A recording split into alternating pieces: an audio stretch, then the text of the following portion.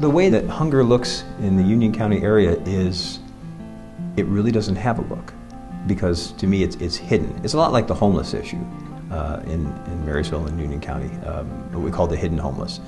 People don't think it exists if they don't see it. You don't see the images of people living under, an overpass, or people on a park bench across from the county hall. You don't see those things, and if you don't see them, you don't think they exist. And I think that's a pervasive attitude and mindset in this town. And that's understandable. So I think the issue of hunger is something, because you don't see it overtly, you believe that perhaps it doesn't exist to the level that it does. We often hear people saying it's because people need to get a job, they're unemployed, etc. That's really not the case. Most of the clients that we see coming in for WIC, for instance, our primary program, they actually work. As a matter of fact, they're very hardworking residents of the community. It's either the nature of their work or the hours that they have to work really provide limitations to their ability to provide enough resources to their family, to feed their family. I am currently working. I've always worked, but you work paycheck to paycheck.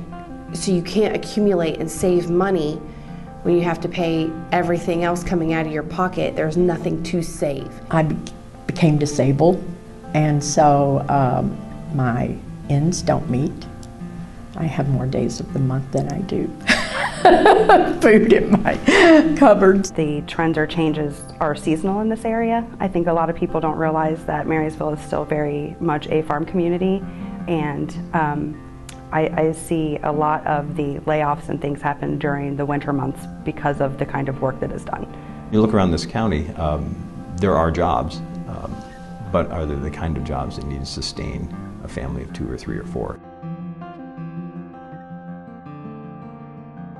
People don't necessarily have access to things that aren't prepackaged. A lot of our clients talk about, when they go shopping, they get a meal in a box. It's almost always easier to get assistance to women and children. Sometimes working men are the ones harder to get tied into those access of those services. Sometimes when I go to seniors' homes, I think that they're too proud to ask for help. And I see things that maybe they're eating that they shouldn't be eating. And I don't think we see hunger of people on the streets here. I think it's kind of hidden.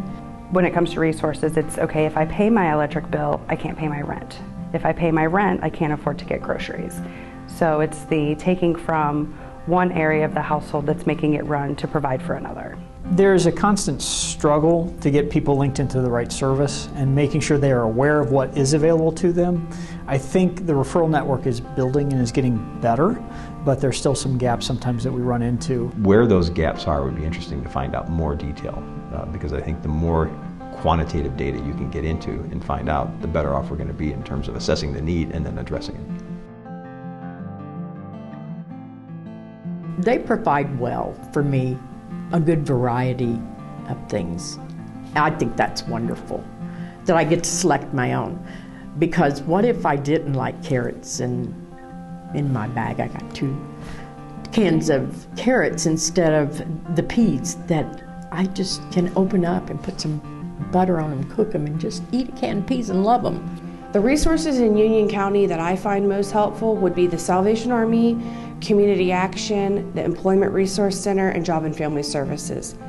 I have friends that live in another county and they cannot get nearly half as much help as I can get in Union County.